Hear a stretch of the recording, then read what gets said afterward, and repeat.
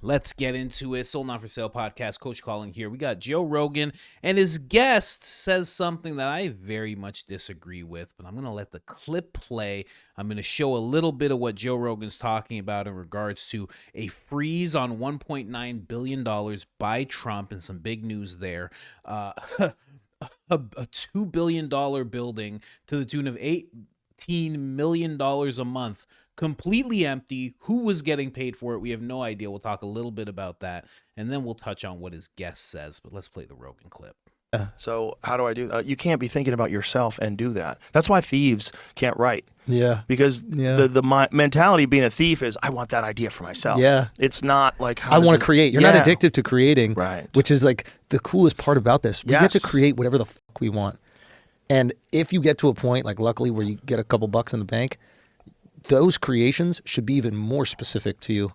Yeah. Right? Because you're not doing it so you can buy another house, right? Like you're doing it because you truly spent 20 years of your life trying to get good at something, and then you can create whatever the fuck you want. And also those new things that pop out, they feel like gifts from the universe. Like a new bit that's a banger. It's like, where did this come from? This came from the universe. That should exist before you. That's what I always try to say. Like comedy is there, and then we stumble. You gotta find it. Yes, you gotta find it. You're not making it, and when you're making it, it feels too contrived. But the comedy exists. Bro, I gotta pee so bad. Let's do a little pee. Pause real quick. Yeah. Be right back and pee. Are we back in? Yeah, we're back, dog. We're back. Yeah. Comedy's great. Comedy's the best job on earth for us. It really is. For us, you know. Yeah. I was trying to talk Woody into doing it last night. I mean, because he was thinking about it. Because apparently I said, I will 100% help you. He goes, would you really? I go, 100%. I go, if you want to do comedy, I'll get you time. We'll work with you on material. I'll get guys to help you. I'll work with you. Look, you could totally do it. I go, if you could do that monologue on SNL, you could do stand up. Yeah, you could do stand up. Brave for that monologue. Yeah, he's a brave guy. Yeah, because he has a lot to lose. Perception wise, like maybe he doesn't care, but that's where like bravery comes in. Like when you got nothing to lose, it's like, yeah, you can kind of say whatever the fuck you want. It doesn't really matter. He's kind of grandfathered in. Oh, really? He's Woody Harrelson. But you don't think it could affect him at all? Like yeah, his standing it could, but I don't think anymore. I think the world's kind of woken up the fact that, first of all, he's accurate. Like you really can't attack what he's saying. Yeah. You know, so like you don't think he should be saying it? Okay, well that's kind of debatable, and that's on you. Yeah. I think he can say whatever the fuck he wants in that regard. Yeah. You know. Yeah. Because it's like at this point, it's like who doesn't think he's accurate? Yeah. Like you're in denial if you don't think he's accurate. This is a problem that Democrats have right now. What's that? Is that the Trump administration, what they're uncovering with DOGE, like all this waste and fraud and abuse, whatever you want to categorize it as, and I'm sure there's a bunch of things that fall into different categories. Yeah. But the Democrats aren't acknowledging that it's a problem at all. Well, they're not saying when you find this building in San Antonio that they spent $2 billion on it, it's completely empty, and it's getting $1 million a month or whatever the fuck it's getting, and where's that money going? Yeah, the tricky thing about this, the DOGE thing is like I don't think there's any American out there that is supportive of waste, fraud, and corruption.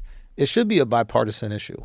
Right? Right. Like, it's a very easy thing to get on board with. Right. And this is where I feel like Elon's being a little antagonistic. I have a lot of respect for Elon, don't get me wrong, but like it's becoming easier to be a bipartisan issue in the way that it's communicated. Whereas like having that like political decorum, like having that ability to pull everybody into this thing might be a little bit more effective on an issue that we can all get behind. There's no American that wants waste, fraud, and corruption. I hate that this is becoming bipartisan. It drives me fucking crazy because on the surface, nobody wants the waste. Right. Like both Democrats should be, they shouldn't be booing or whatever the fuck was happening at that like hearing last night, even hearing, he was like addressing the Senate. Right. This shouldn't State be, of the Union. It should be everybody going, hey, we agree this is fucked up. This is happening in some of our regions or whatever it is, like where you're responsible for those constituents. What's that called? If you're a congressman, your district. We need to be better about this. We need to fix this. We got to take this on the chin, and we agree. And it could be this great revolution in America that could really support everybody. And it's become this fucking bipartisan issue. And I understand there's like a lot of currency and like making the opposition look radioactive. I get that. But this is where you wish that there was like this some sort of masterful communication version of this instead of a little bit more of like this like putting the knife in and twisting a little. Yeah, no, I agree.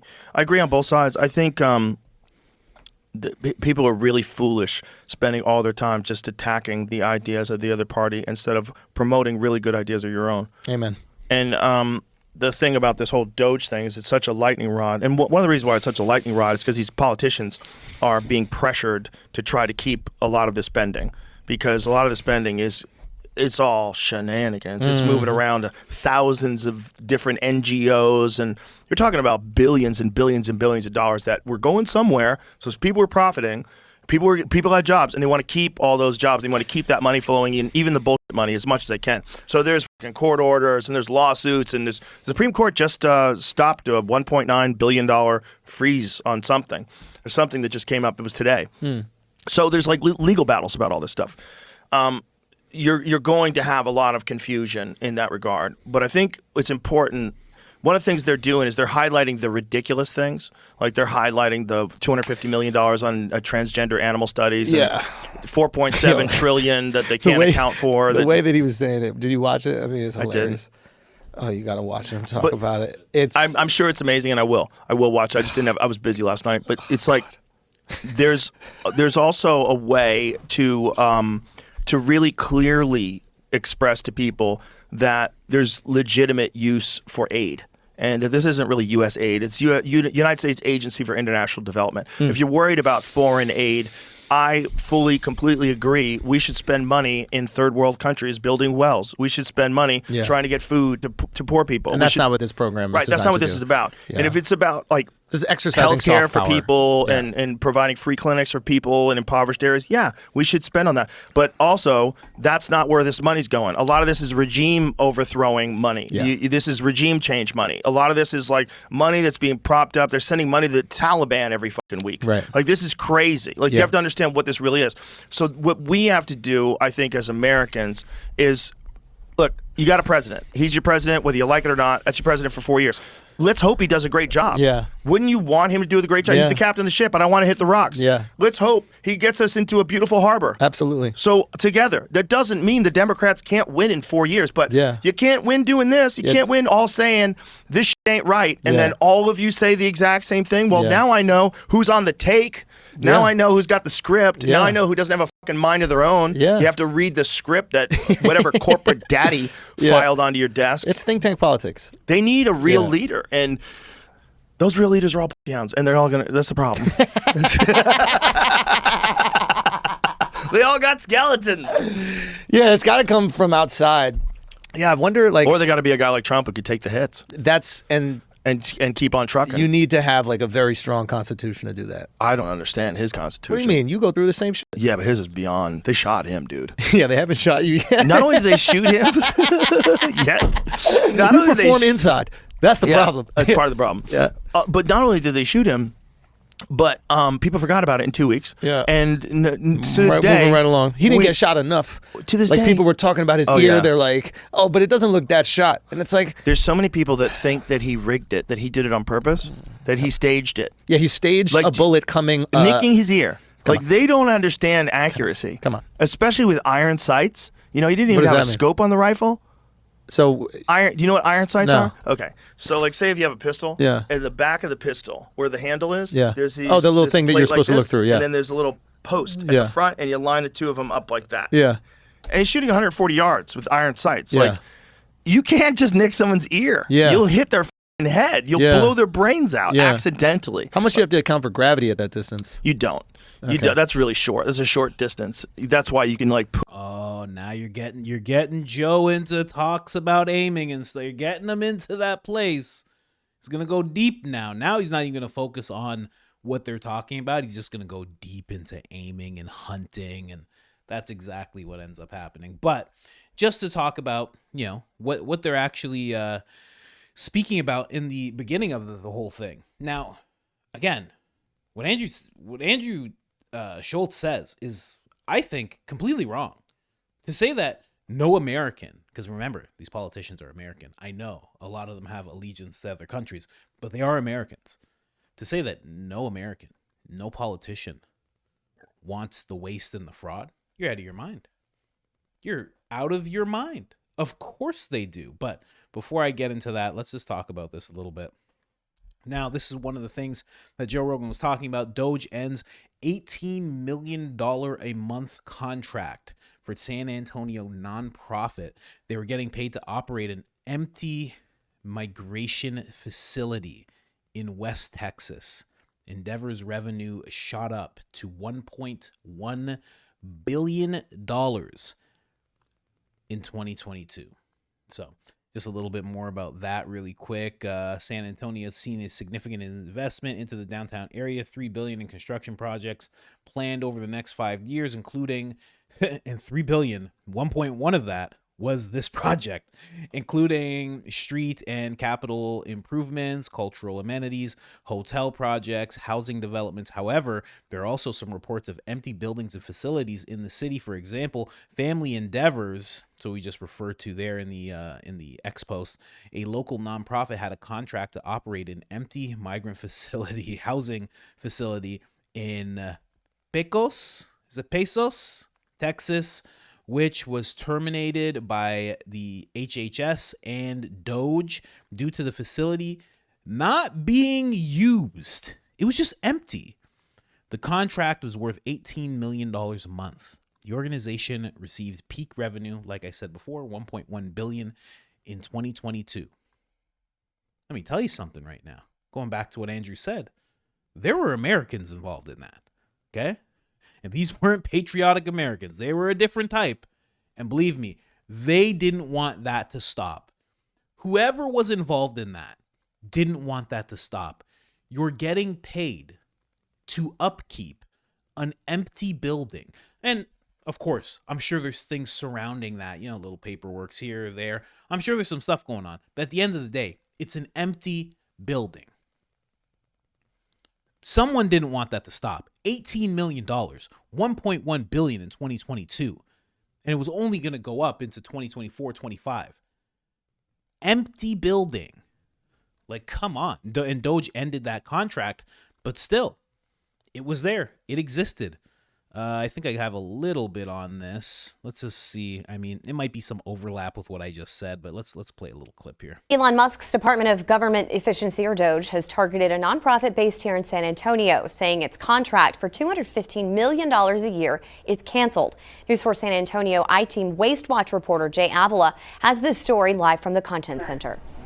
Mandy, in a post on X, DOGE said the Department of Health and Human Services had terminated a contract paying Family Endeavors $18 million a month to operate an empty facility in West Texas.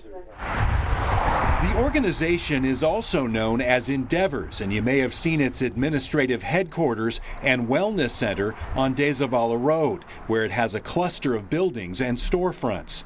DOGE focused on an overflow housing facility for migrant families Endeavors operates in Pecos, Texas, which DOGE says has been sitting empty, while Endeavors has been receiving the $18 million per month. Homeland Security reposted DOGE's X post, tagging U.S. Attorney Ed Martin with the words, "Please investigate," to which Martin responded, "Duly noted, we are on it." I went to Endeavor's San Antonio headquarters today to get a comment from the organization.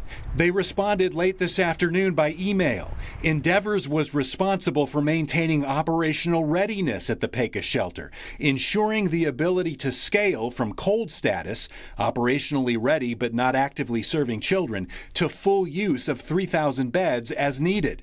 Decisions regarding facility use and migrant sheltering locations were made by the federal government, not Endeavors. Any claims of corruption or mismanagement are baseless. DOGE also claims Endeavors received its HHS contract in 2021 after a former ICE employee and Biden transition team member joined the nonprofit. Endeavor's government. Wow. What? Hold on. One more time. 21 after a former ICE employee and Biden transition team member joined the nonprofit. Endeavor's government disclosure forms show its revenues shot up in 2021 from $50 million to $658 million, reaching a peak of $1.1 billion in 2022. For the News 4 I-Team Waste. Wow. Waste Watch. Pretty solid that San Antonio News 4 has a Waste Watch segment. That's actually, I don't know if they just made it because of DOGE. If they did, that's even smarter. But I mean, amazing. But So someone who was part of the Biden transition team joined that establishment, and then their revenue shot up. Listen, I'm not pointing any fingers, okay? I'm not pointing any fingers. How do I point at that screen? I'm not pointing any fingers. But that person, those people didn't want that to stop, you know? So this, to have the thought process that nobody wants this waste and fraud, it's just not real. It's just not a real thing. There's many people that want it. Now, just quickly towards what they were talking about the whole $1.9 million freeze. I'll just play a little clip so you can hear what that's about. As not so fast. Courts and the judges and the justices were dueling in fast form. In the end, the U.S. Supreme Court extended the administration's freeze on billions of dollars in U.S. foreign aid. That ruling coming from the Chief Justice John Roberts. Former Deputy AG John Yoo with me. And, sir, good morning to you. Just a little bit of background here. You freeze the money on USAID or you get rid of it altogether. That was the initial ruling. Then a judge came in and said, no, you have contracts you must fulfill. And then late last night, Justice Roberts says, not so fast. So where does this stand, and does the administration win this in the end or not? Good morning, Bill and Dana. You're right. This is just the first skirmish in what's going to be a momentous battle that gets to the Supreme Court about whether the president is going to be able to restore energy to the executive, as the founders wanted, to be able to stop wasteful spending, especially to groups that might be hostile to the national security and foreign policy of the United States. Here, what Chief Justice Roberts did is to say, trial judges, lower courts, you're not in the business of getting in the inside of our foreign policy making and ordering which money's to go out or which is to stay.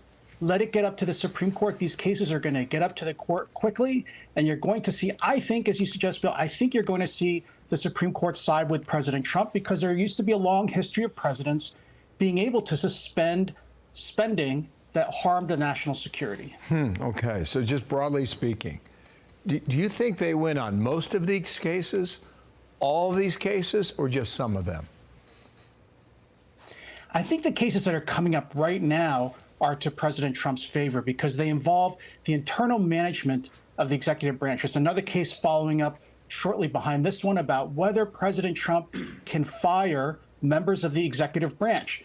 He's playing before a friendly home court. You know, you're talking about the accusers all day, because if you want to play on the home court, President Trump is not making up these theories about energy in the executive, about protecting the national security, about controlling subordinate officers. These are all theories laid out by the Roberts Court itself for the last 25 years. So you could say that President Trump is taking the Supreme Court at its word, trying to remove and control subordinate officers who are there to help him execute the law and restore energy to the executive, which is what our founders wanted. Okay, now another case, Hampton Dellinger is special counsel, and the president wants him gone. So that case is before a judge, and here's how Dellinger described that. I am immediately after this going to go to my office and continue working with my colleagues to think through the available remedies and have them be as broad as possible, if and only if the facts in the law would justify it. Okay, so you got him standing his own ground. He's not giving in. Meanwhile, the acting Solicitor General says this about that. In short, a fired special counsel is wielding executive power over the elected executive's objection to halt employment decisions made by other executive agencies. Does that argument fly for you? And if it does, Trump wins there too. The argument isn't a creation of Donald Trump. It isn't a creation of me. It is actually, those are the words of the Supreme Court itself in previous cases just 2-3 years ago, saying everyone in the executive branch who enforces federal law is responsible to the president. Okay. All right, John, thank you so much. Winners and losers. I guess we could go. Winners and losers. Yeah, no, 100%. So, just to give you a little background into what Joe was talking about, because he didn't really, he couldn't place what he was actually saying. And also just a little bit more into that, in a ruling, 5-4 ruling, the justice said that February 26th, the deadline imposed by a lower court for the Trump administration to pay the funds had already expired, and directed the case back to the district court to clarify any additional payments.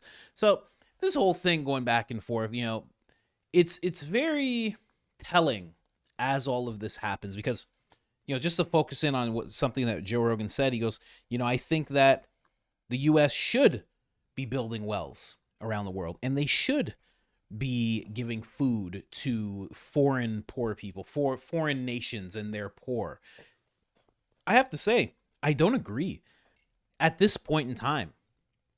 Doing this research in this podcast, I'm coming up on 3 years on October 10th. You start to see there's a lot going on in America that needs attention. And I think all the attention should just go there. And I know that sounds, oh, well, you can't do that. Like, there's so many people have these arguments, you can't do that. There was even someone on CNN who's like, stopping all this stuff is like turning off a plane while it's in the sky, and this threatens national security. And it's like, that's just not true. I think the biggest threat, and not the biggest threat, but a big unseen threat to national security is letting things erode from the inside out. There's a lot of people who could use food, who could use support in that way, the same way that people are thinking America should be doing the rest of the world. There's a lot of people who need water. Is Flint okay? Is East Palestine okay? Has anybody checked what the water's like? Or are we just having them drink and we're just going to wait and see what happens? Is that what's going on? Because that's insane, right? So there's a lot to be focused on in America. I don't think America should be doing that. Put it towards Americans just for a while, just for 5, 10, 15 years, and just see what happens, rather than focusing on the rest of the world. And I'm sure there's some things where you can be like, no, this has to happen for this nation. But what about America? Why weren't you hearing about USAID talking about, things that Rogan's brought up? Like, this is $100 million towards Chicago and stopping gang violence. Shouldn't that have been a thing? But again, that's not, it's called USAID. That's what we call it because that's the acronym, but that's not what they do. But where are those programs? Where are those $1.1 billion? Instead, $1.1 billion is going towards an empty facility that is waiting for people from other countries. It's just a really big problem. So again, back to what Andrew Schultz said. There's many people who don't want to see this happen. Now, I just have to focus in on what he said in regards to Elon Musk. He's talking about Elon, and I've seen people do this. People who don't want to be firm on the left or the right, which Schultz is one of those guys, right? He likes to just be in the middle, and it's for comedic reasons. He has a philosophy that as a comedian, you shouldn't go on stage and people know exactly where you're coming at a certain situation from. They shouldn't be able to see it. You should be able to throw people curveballs and the element of surprise. So I understand that completely. But when you're having a conversation, this just sounds silly to talk about Elon Musk like he's been antagonistic to the left when talking about all this. The first thing he did was go to USAID. USAID is not a left-leaning establishment or organization, whatever you want to call it. It's not. It's not a left thing. You know what I mean?